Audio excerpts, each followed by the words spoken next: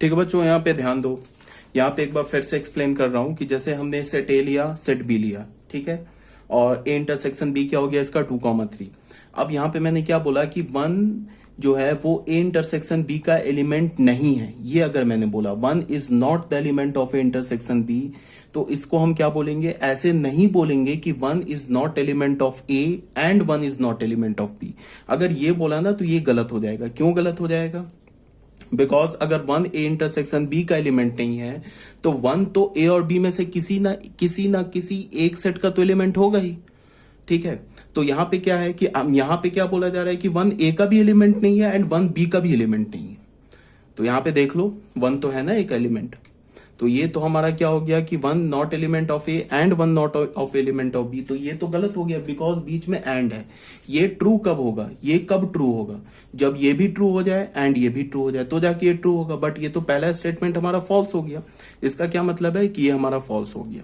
कहने का क्या मतलब है कि अगर one element A intersection B का नहीं है तो हम ऐसा नहीं बोलेंगे वन ए का भी नहीं है एंड वन बी का भी नहीं है, ये गलत हो जाएगा। हम क्या बोलेंगे, वन ए का एलिमेंट नहीं है और वन बी का एलिमेंट नहीं है। अब ये ऑलरेडी बताया जा चुका है कि ये बीच में और लगा है, तो और वाला स्टेटमेंट कब सही होता है, जैसे मैंने बोला स्टेटमेंट वन और स्टेटमेंट टू के बीच में और है, तो ये पूरा स्टेटमेंट कब सही होगा, इसमें से कम एक सही हो जाए। ये सही हो जाए, ये गलत हो जाए तो ये स्टेटमेंट सही हो जाएगा। ये भी, ये फॉल्स, ये करेक्ट तो भी ये स्टेटमेंट सही, ये भी करेक्ट, ये भी करेक्ट तो भी ये स्टेटमेंट सही। ठीक है, ये फॉल्स तब जाके स्टेटमेंट फॉल्स होगा। अब यहां पे मैंने क्या बोला, वन ए इंटरसेक्शन बी का एलिमेंट नहीं है। ठीक है, तो या इस पे हम लोग देखते हैं कि वन तो सही, one is the not element of A, तो ये तो हमारा फॉल्स है because one is the element of A, तो ये तो फॉल्स है। बट ये तो ट्रू है ना, one is not the element of B, ये तो ट्रू है, तो ये फॉल्स है, ये ट्रू है, तो फिर ये स्टेटमेंट ट्रू हो गया। ठीक है, अब आ जाओ बच्चों, यहाँ पे क्या है कि हमारे पास क्या दे रखा है, थर्ड पॉइंट में क्या है, for any two sets A and B, कोई भी दो सेट उठा लो ए एंड बी, तो A union B intersection A is equal to A और बी का यूनियन ले लो, उसके साथ ए सेट का इंटरसेक्शन लो, तो वो क्या मिलेगा हमें, ए सेट मिलेगा। क्यों मिलेगा ए सेट, बहुत सिंपल सी IQ है। ए यूनियन बी तुम अगर लोगे तो उसमें ए के तो सारे एलिमेंट आ जाएंगे और बी के भी सारे एलिमेंट आ जाएंगे, तो ए यूनियन बी में ए के तो सारे एलिमेंट है ना प्रेजेंट, तो अगर उसके साथ तुमने ए सेट का इंटरसेक्शन लिया तो हमें क्या मिलेगा, सेट ए। फिर ए यूनियन बी में भी ए के सारे एलिमेंट प्रेजेंट है, बी के सारे एलिमेंट प्रेजेंट है, तो अगर तुमने ए यूनियन बी लिया, ठीक है, उसका इंटरसेक्शन बी सेट के साथ लिया तो बी सेट मिल जाएगा। एक्चुअली क्या है, ये तुम्हें बताया जा चुका है कि अगर मैंने बोला A is the subset of B, तो इसको मैं क्या बोल सकता हूं, if and only if A is the subset of B, तो A intersection B is equal to A, और बीच में यहां एंड है और नहीं है, and A union B is equal to B. ठीक है, अगर ए बी का सबसेट है तो ए और बी के बीच का जो इंटरसेक्शन वो ए होगा, एंड मतलब ये भी होना चाहिए एंड ये भी होना चाहिए, तब जाके ये ट्रू होगा। ठीक है, और ए यूनियन बी क्या होना चाहिए, बी के इक्वल होना चाहिए। ठीक है, बीच में हमारा और है, ये ट्रू हो जाए या ये ट्रू हो जाए तो ये ट्रू हो जाएगा, ये क्या होगा फिर फॉल्स हो जाएगा। अगर ए बी का सबसेट है तो क्या होना चाहिए, ए यूनियन बी को क्या होना चाहिए, बी के इक्वल होना चाहिए, और ए इंटरसेक्शन बी को क्या होना चाहिए, ए के इक्वल होना चाहिए, तब जाके ए बी का सबसेट होगा। ठीक है, अब यहां पे क्या है कि मैं ऐसे बोल सकता हूं कि ए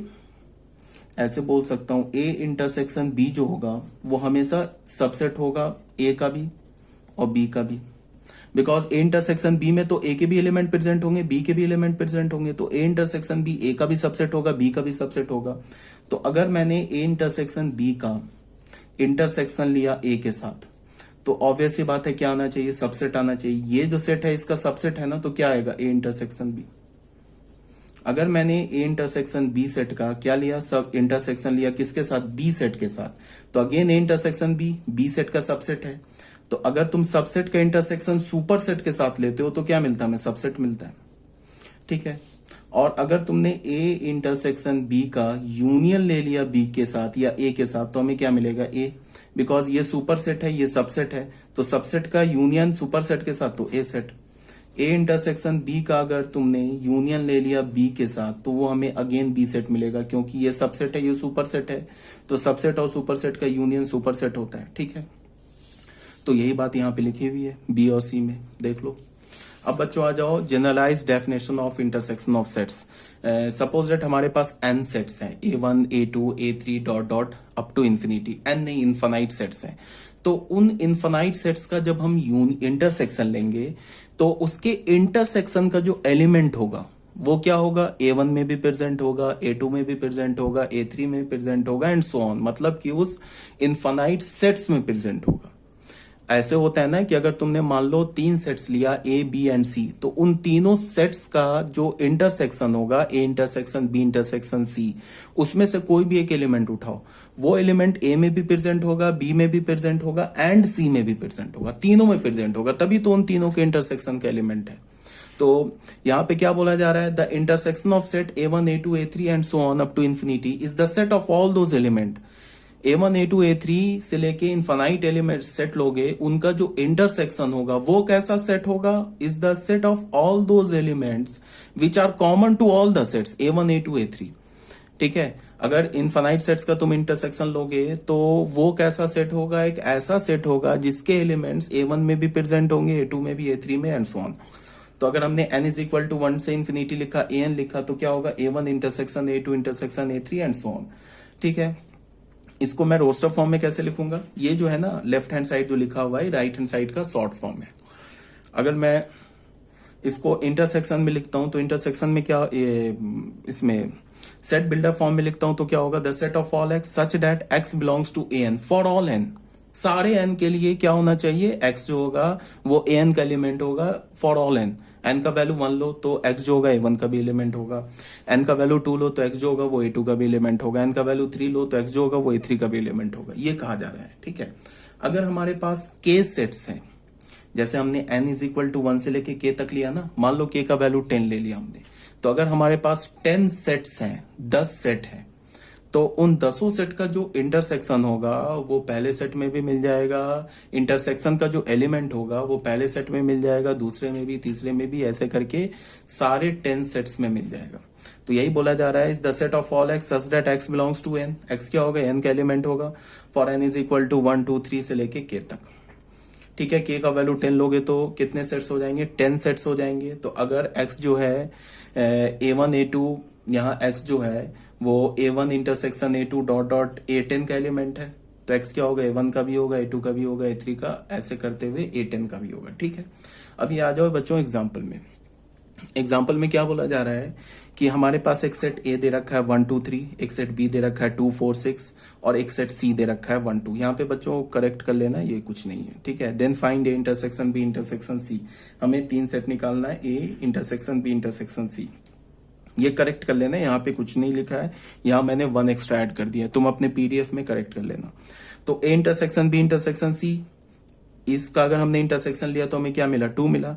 तो ये जो 2 होगा ये A में भी प्रेजेंट होगा, B में भी प्रेजेंट होगा, C में भी प्रेजेंट होगा, तभी इंटरसेक्शन का एलिमेंट मिला। अब A इंटरसेक्शन B क्या होगा, 2। A और B के बीच में भी कौन सा कॉमन एलिमेंट है, सिर्फ 2 है, तो ये जो 2 होगा A में भी होगा, B में भी होगा। B इंटरसेक्शन C क्या मिला हमें, 2, तो ये जो 2 B और C दोनों में होगा। C इंटरसेक्शन क्या हुआ, 1 2, तो ये जो 1 और 2 होगा ये A C और A दोनों में होगा। ठीक है, A C इंटरसेक्शन A, हाँ ठीक है, ये 1 और 2 C और A दोनों में होगा। ठीक है, अब बच्चों आ जाओ डिसजॉइंट सेट्स में। डिसजॉइंट सेट किसे बोलते हैं, ऐसे सेट को हम, दो सेट को अगर हम डिसजॉइंट बोलते हैं, इसका क्या मतलब है कि दोनों सेट के बीच में कोई भी कॉमन एलिमेंट नहीं है। वेन डायग्राम में हम क्या करेंगे, उन दोनों सेट को सेपरेट ड्रॉ करेंगे।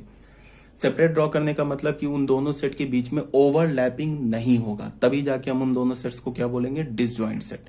ठीक है, जैसे हमने एक सेट A लिया, एक सेट B लिया, A सेट और B सेट हमारा क्या है, डिसजॉइंट सेट है, तो A इंटरसेक्शन B क्या होगा, 5 होगा। ठीक है, जैसे एग्जांपल ले लिया, A हमने ले लिया 1 2 3, B क्या ले लिया हमने 5 8, इसके बीच में कोई कॉमन एलिमेंट नहीं है, तो A और B हमारा क्या डिसजॉइंट सेट है, तो A इंटरसेक्शन B क्या हो गया, 5। अब आ जाओ, हमने फिर एक सेट A लिया, एक सेट B लिया, ये दोनों सेट भी अलग अलग है, डिसजॉइंट सेट है, तो A सेट में कौन सा एलिमेंट है, 1 2 3, B सेट में कौन सा एलिमेंट है, 5 एंड 8, ये दोनों सेट क्या हमारा डिसजॉइंट अलग अलग लिखा है। तो अगर ए सेट की बात करूं तो 1 2 3, बी सेट की बात करूं तो 5 8, ए इंटरसेक्शन की बात करूं तो 5। अब यूनिवर्सल सेट में कौन कौन सा एलिमेंट होगा, 1 2 3 से लेके 12 तक। देख लो इस बॉक्स के अंदर, इस रेक्टेंगल के अंदर जितने भी एलिमेंट्स होंगे वो सारे एलिमेंट्स तो यूनिवर्सल सेट में होंगे।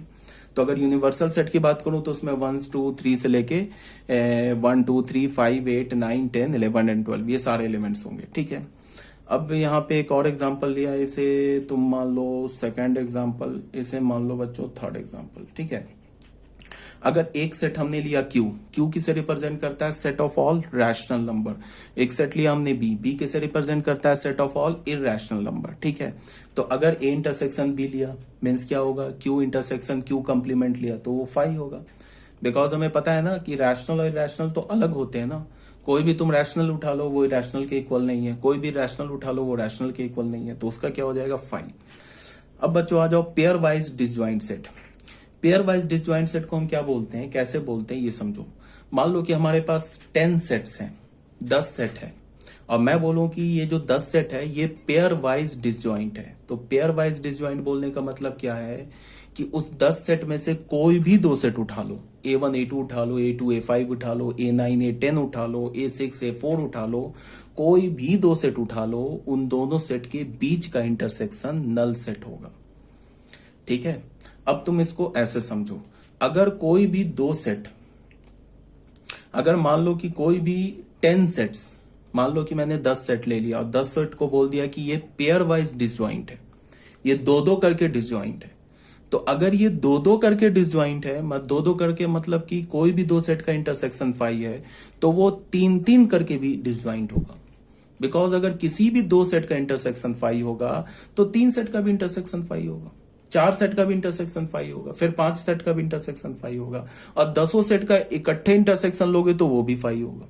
कैसे, अगर मान लो कि मैंने बोला कि हमारे पास 10 सेट्स हैं वो पेयर वाइज डिसजॉइंट है, ऐसे मैंने बोल के मैं चुप हो गया, और मैंने बोला कि अगर मैं कोई भी 2 सेट उठाऊं तो उसका इंटरसेक्शन क्या मिलेगा, तुम बोलोगे 5 मिलेगा। अब मैं अगर बोलूं कि मैं कोई भी 3 सेट उठाऊं उसका इंटरसेक्शन क्या मिलेगा, तुम बोलोगे 5 मिलेगा। अगर मैं बोलूं कि मैं कोई भी 4 सेट उठाऊं इसका इंटरसेक्शन क्या मिलेगा, तुम बोलोगे 5 मिलेगा। अगर मैंने बोला कि अगर मैं 10 सेट ले लूं, अब इन 10 सेट का इंटरसेक्शन लूं, अब क्या मिलेगा इंटरसेक्शन, तो तुम बोलोगे 5 मिलेगा। क्यों, तुम ऐसे देखो, अगर किसी भी 2 सेट का इंटरसेक्शन 5 है तो जब तुम 3 सेट लोगे ना, मान लो कि A1 A2 का इंटरसेक्शन 5 है, ठीक है, या फिर तुम ऐसे मान लो A4 A6 का इंटरसेक्शन 5 है। तो अगर A4 A6 का इंटरसेक्शन 5 है और अगर तुमने 3 सेट ले लिया, A4 A6 और A7 ले लिया, तो A4 A6 का इंटरसेक्शन 5 है, तो फिर क्या होगा, 5 इंटरसेक्शन 7 सेट। तो 5 का किसी सेट के साथ इंटरसेक्शन लोगे क्या मिलेगा, हमें 5 मिलेगा। तो किसी भी 3 सेट का इंटरसेक्शन क्या हो जाएगा, 5 हो जाएगा। इसी तरह से किसी भी 4 सेट का इंटरसेक्शन 5 हो जाएगा। जैसे समझ लो, नहीं अगर समझ में आ रहा है तो ऐसे समझ लो। मान लो हमारे पास एक सेट दे रखा है 1 2, एक सेट दे रखा है 5 6, एक सेट सी दे रखा है 7 8, एक सेट डी दे रखा है 9 10। अब बताओ इसमें से कोई भी 4 सेट है ना, कोई भी 2 सेट उठा लो, एनी 2 सेट, इंटरसेक्शन क्या होगा, 5 होगा। ठीक है, अब अगर किसी भी 2 सेट का इंटरसेक्शन 5 है तो किसी भी 3 को उठा लो, A intersection B intersection C. अब इसको देखने की जरूरत नहीं है, ये ए इंटरसेक्शन बी तो 5 होगा। मैंने बोला ना किसी भी 2 का इंटरसेक्शन 5 होगा, तो इसको हम क्या लिख सकते हैं, 5 इंटरसेक्शन सी, ये क्या हो जाएगा 5। आ रही बात समझ में। तो अगर मैं बोलूं कि कोई intersection of any 2 sets is a null set, तो ये सफिशियंट है कि intersection of any 3 set is also null set, intersection of any 4 set is also null set, intersection of all the sets is also a null set. ठीक है, तो यहां पे क्या बोला जा रहा है, family of sets A1 A2 dot dot AN, हमारे पास n सेट्स हैं, is set to be pairwise disjoint if AI intersection AJ is equal to 5 for all I not equal to J। मतलब क्या बोल रहा है कि AI set का और AJ सेट का इंटरसेक्शन 5 होगा, बट यहाँ पे I और J इक्वल नहीं होना चाहिए।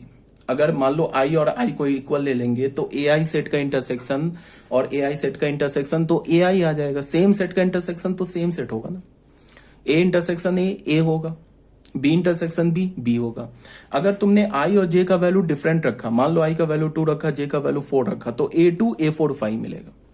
किसी भी दो सेट का इंटरसेक्शन 5 मिलेगा। ये पेयर वाइज डिसजॉइंट सेट है। जैसे तुम यहाँ पे देख लो, ए सेट हमारे पास 1 2 3 है, बी सेट 10 11 है, सी सेट क्या हमारे पास -3 एंड 0। हमने ए इंटरसेक्शन बी देख लो 5 है, बी इंटरसेक्शन सी 5 है, सी इंटरसेक्शन ए 5 है। तो किसी भी दो सेट का इंटरसेक्शन 5 है तो तीनों का तुम इकट्ठे ले लो, वो भी 5 होगा। A B C are pairwise disjoint set. हाँ, एक बात अब याद रखो, उल्टा ट्रू नहीं है। अगर मैंने बोला किसी भी 3 सेट का इंटरसेक्शन 5, किसी भी 2 सेट का इंटरसेक्शन 5 है तो किसी भी 3 का 5 होगा, किसी भी 4 का 5 होगा, ये सब एंड सो ऑन, ये तो ट्रू है। बट अगर मैं इसको रिवर्स कर दूं तो ये ट्रू नहीं है। अगर मैंने बोला कि किसी भी 3 सेट का इंटरसेक्शन 5 है तो ऐसा हो सकता है कि किसी 2 सेट का इंटरसेक्शन एक हमें नॉन नल सेट मिल जाए। ऐसा हो सकता है कि अगर मान लो कि 3 सेट का इंटरसेक्शन 5 है तो ऐसा हो सकता है कि दो सेट का इंटरसेक्शन क्या मिल जाए हमें, कोई एक नॉन नल सेट मिल जाए। मान लो 2 सेट का इंटरसेक्शन लिया, हमें सेट 2 मिल गया, ये पॉसिबल हो सकता है। बट अगर मैंने बोला कि किसी भी 2 सेट का इंटरसेक्शन 5 है तो कभी भी किसी भी 3 सेट का इंटरसेक्शन नॉन नल सेट नहीं होगा। हमेशा 3 का भी नल होगा, 4 का भी नल होगा, 5 का भी नल होगा। बट अगर मैंने बोला कि किसी भी 3 का नल है तो किसी भी 2 का नॉन नल हो सकता है। ये रिवर्स ट्रू नहीं है, ठीक है। एक बार आप करना क्या, 1 2 सेट खुद से बना के ना एक बार क्रॉस चेक कर लेना, ये पॉसिबल है, ठीक है। तो अब आ जाओ सेकंड पॉइंट पे। आई प्लस किसे रिप्रेजेंट करता है, set of all positive integer. Positive integer को हम क्या बोलते हैं, नेचुरल नंबर। आई माइनस क्या है, set of all negative integer. Q C क्या है, इरेशनल नंबर। सी क्या हमारा, कॉम्प्लेक्स नंबर। तो बताओ पॉजिटिव इंटीजर और ये 4 हमने सेट ले लिया, पॉजिटिव इंटीजर और निगेटिव इंटीजर के बीच में इसका क्या होगा, इंटरसेक्शन 5 होगा। पॉजिटिव इंटीजर और कॉम्प्लेक्स नंबर के बीच में integer, positive integer is a complex number. तो कॉम्प्लेक्स नंबर की जगह तुम करो क्या, पॉजिटिव इंटीजर तो कॉम्प्लेक्स नंबर होता है, ठीक है। पॉजिटिव इंटीजर कॉम्प्लेक्स नंबर का इंटीजर, तो एक काम करो तुम, इसको 3 ही सेट लो। यहाँ पता नहीं कैसे ये हो गया, इसको हटा दो, ये एंड सी को हटा दो। बच्चों करेक्ट कर लेना पीडीएफ में, ठीक है। ये वाले पोर्शन हटा दो, सी जहां दिख रहा है ना उसको हटा दो।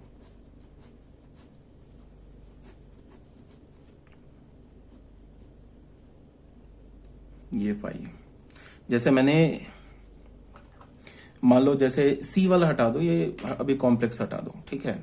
तो अगर मैंने बोला एक पॉजिटिव इंटीजर का सेट लिया, एक निगेटिव इंटीजर का सेट लिया और एक इरेशनल नंबर का सेट लिया, तो अगर पॉजिटिव इंटीजर और इरेशनल नंबर सेट का इंटीजर की है इंटरसेक्शन क्या होगा, 5 होगा। निगेटिव इंटीजर और इरेशनल नंबर का सेट का इंटरसेक्शन क्या होगा, 5 होगा। और पॉजिटिव इंटीजर और निगेटिव इंटीजर का भी इंटरसेक्शन 5 होगा। इसका मतलब ये तीनों सेट पेयर वाइज डिसजॉइंट है। तो किसी भी 2 का इंटरसेक्शन 5 है तो तीनों का इकट्ठे भी इंटरसेक्शन 5 होगा, ठीक है। अब आ जाओ बच्चों डिफरेंस ऑफ सेट्स में, ठीक है। डिफरेंस ऑफ सेट में क्या है कि जैसे मैंने बोला ना a माइनस बी, मैंने a माइनस बी बोला, तो ये a माइनस बी किसे हम इसे रीड कैसे करेंगे, difference of set b from set a, b set का डिफरेंस a सेट से। तो ये क्या है, इस सेट में एलिमेंट क्या आएगा, set of all those elements of set a which are not element of b। इसका क्या मतलब है कि अगर मैंने a माइनस बी बोला तो इसका क्या मतलब है कि हमें उन सारे एलिमेंट्स का सेट बनाना है जो a में तो प्रेजेंट है बट b में प्रेजेंट नहीं है।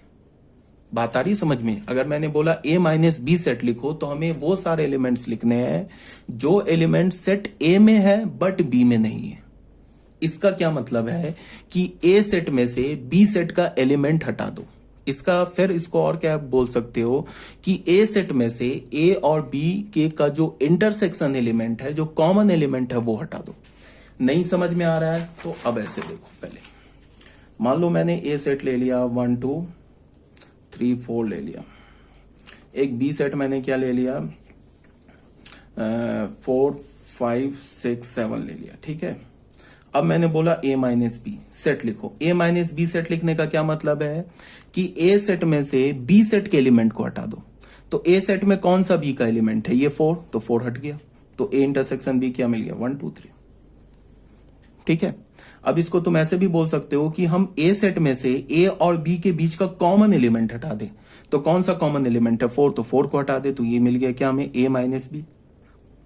अब अगर मैं तुम्हें बी माइनस ए बोलूं, लिखो, तो क्या होगा, बी सेट में से, इस सेट में से ए का एलिमेंट हटा दो, तो ए का एलिमेंट हटा दो या ए और बी के बीच का कॉमन एलिमेंट हटा दो। तो ए और बी के बीच का कॉमन एलिमेंट क्या, 4, तो 4 हटा दिया, तो क्या हमें मिल गया, बी माइनस ए, 5 6 7 मिल गया। समझ में आ रही है बात। ए सेट सपोज डेट एक दूसरा एग्जांपल लिया, 1 2 3 ले लिया, और बी सेट हमने क्या ले लिया, 4 5 6 ले लिया। अब हमने a माइनस बी किया, तो a में से b सेट का एलिमेंट हटा दो, बट a में तो b का सेट का कोई एलिमेंट है ही नहीं, तो इसका मतलब a में से कोई भी एलिमेंट नहीं हटेगा, तो ये पूरा सेट आ जाएगा 1 2 3। अगर मैंने b माइनस ए बोला, तो इसका क्या मतलब है, b सेट में से a सेट का एलिमेंट हटा दो या b और a के बीच का कॉमन एलिमेंट हटा दो, तो b और a में तो कोई कॉमन एलिमेंट नहीं है, तो ये पूरा सेट क्या आ जाएगा, 4 5 6। ये सेट a के इक्वल है, ये सेट b के इक्वल है। तो इसको तुम क्या लिखोगे कि a माइनस बी सेट ये एक सेट के इक्वल होगा if a intersection b is equal to 5, that is a and b are disjoint set, a and b are disjoint sets। अगर b माइनस a ये b के equal को कब होगा, if a intersection b is equal to 5, that is a and b are